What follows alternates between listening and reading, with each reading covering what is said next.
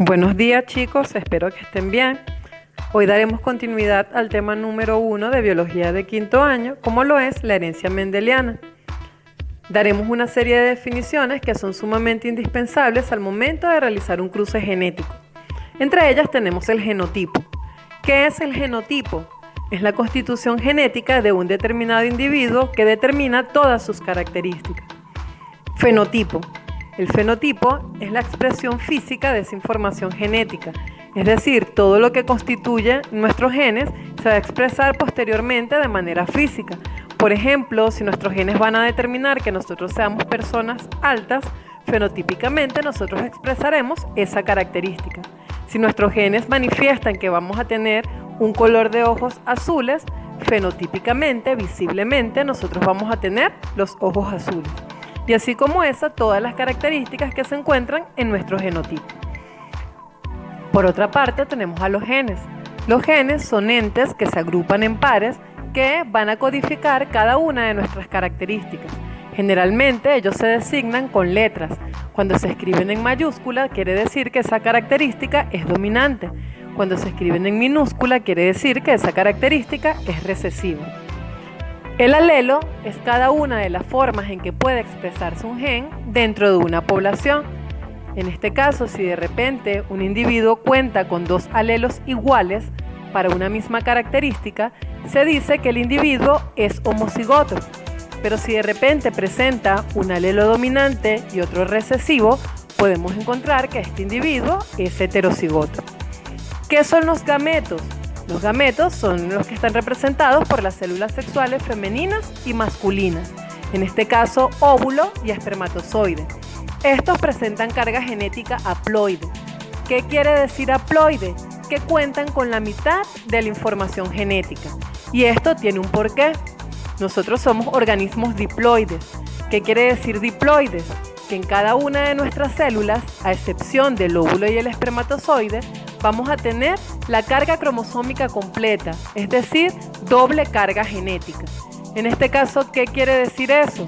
Que una de las cargas cromosómicas deriva de la madre y otra de las cargas cromosómicas deriva del padre. Por lo tanto, tanto óvulos como espermatozoides son células que cuentan con la mitad de esa información genética o una sola carga cromosómica. Vamos ahora a dar ejemplos de alelo, individuo homocigoto y heterocigoto. En el caso de los alelos, como lo había dicho anteriormente, es cada una de las formas en que el gen se expresa en una población determinada. Vamos a suponer que tenemos la característica del color de la semilla. El color de la semilla, utilizada por Mendel, tiene dos maneras de expresarse. Está la semilla, que es amarilla, como está la semilla, que es verde. Por otra parte, podemos encontrar que el color amarillo de la semilla está representado por una característica dominante, es decir, se puede expresar fenotípicamente tanto en individuos genéticamente homocigotos como heterocigotos. Supongamos que el gen que determina el color de la semilla lo vamos a denominar A. Como estoy diciendo aquí que el color de semilla amarilla es dominante, en el caso de los individuos homocigotos serían AA mayúscula.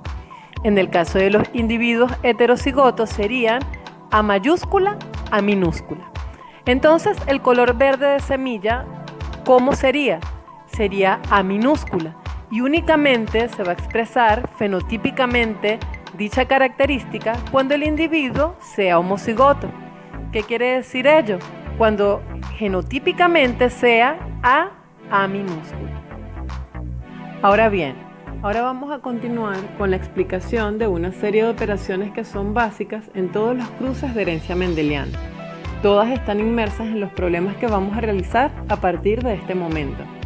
Esto nos va a llevar a nosotros a expresar los resultados de diferentes maneras, entre ellos porcentajes y proporciones. Cuando te hablan de proporciones, quiere decir en fracciones. Vamos a tomar este ejemplo que nos plantean acá. Supóngase que se realiza un cruce entre dos moscas con alas largas y cuerpo gris y se obtiene la siguiente F1. 9 de 16 son moscas con alas largas y cuerpo gris. 3 de 16 son moscas con alas largas y cuerpo negro. 3 de 16 son moscas con alas vestigiales y cuerpo gris. Y una de 16 moscas son de alas vestigiales y cuerpo negro. Aquí los resultados de esa F1 o la primera generación filial lo están planteando en proporciones, es decir, en fracciones. Y nosotros lo vamos a cambiar a porcentaje. ¿Cómo se cambia de proporción a porcentaje? Tenemos que hacer una regla de 3. ¿Y de dónde van a salir esas reglas de 3? De las proporciones planteadas en el ejercicio. Por ejemplo, la primera es 9 de 16. Recordemos que el 9 corresponde al numerador de la fracción y el 16 corresponde al denominador de la fracción. En este caso, para hacer la regla de 3, el denominador de la fracción va a representar el 100% y el numerador de la fracción va a representar la cantidad que yo quiero buscar. En la primera, que es 9 de 16, ¿cómo sería la regla de 3? Si 16 es el 100%, 9x. ¿Cómo se resuelve esta regla de 3? Vamos a multiplicar, en este caso, 9 por 100 y el resultado lo vamos a dividir entre 16. Eso me da un total de 56,25%. Entonces, el 9 de 16, que es una proporción, representa, desde el punto de vista de porcentaje, 56,25%. El mismo procedimiento lo vamos a repetir con las siguientes fracciones. ¿Cuál es la siguiente? 3 de 16. ¿Cómo sería la regla de 3? Sería, si 16 es el 100%, 3x. ¿Cómo la resolvemos? 3 por 100 entre 16. Y eso me da un total de 18,75%. Como la siguiente fracción es igual, 3 de 16, no vamos a repetir el procedimiento, sino que ya tenemos el resultado. 3 de 16 representa un 18,75%. Por último tenemos la fracción 1 de 16. En este caso, ¿cómo sería? Si 16 es el 100%, 1x. Multiplicamos 1 por 100 y lo dividimos entre 16. Eso me da un total de 6,25%. Una vez que ya haya hecho la conversión de todas las proporciones a porcentaje, yo voy a sumar todos los porcentajes y eso me debe dar exactamente 100, no 99,5 ni 99,6. Me tiene que dar exactamente 100. Así nosotros podemos comprobar que el resultado es realmente correcto. Ahora nos vamos al siguiente caso. Me dan los resultados de un cruce en número de individuos y yo lo tengo que pasar a proporción. Vamos con el ejemplo que nos citan acá. Supóngase que se realizó un cruce similar al anterior. ¿Cuál fue el cruce anterior? Se cruzaron moscas de alas largas y cuerpo gris. En este caso, ¿cuál fue el resultado? 3.260 fueron moscas con alas largas y cuerpo gris. 1.105 fueron moscas con alas largas y cuerpo negro. 1.080 fueron moscas con alas vestigiales y cuerpo gris. Y 361 fueron moscas con alas vestigiales y cuerpo negro. Me están pidiendo que pase la cantidad de individuos expresando los resultados en proporciones, es decir, fracciones. ¿Qué debemos hacer? Anotamos toda la cantidad de individuos que me dieron. Una vez que yo tenga anotadas todas las cifras, que serían 3.260, 1.105, 1.080 y 361, yo voy a identificar cuál es el número menor de individuos. ¿Cuál es el número menor de individuos en este caso? 361. Una vez que lo tenga identificado, esa cifra voy a hacer que divida a todas, incluyendo a ella misma. En este caso, ¿cómo sería? 3.260 entre 361. ¿Qué me da como resultado? 9,03. En este caso, nosotros tenemos que tomar en cuenta las reglas del redondeo. Es decir, supongamos que tenemos 1,5, eso pasaría automáticamente a 2. Pero 1,05 se quedaría en 1. En este caso, ¿qué me dio? 9,03. Esto quiere decir que queda en 9. Nos vamos al segundo caso.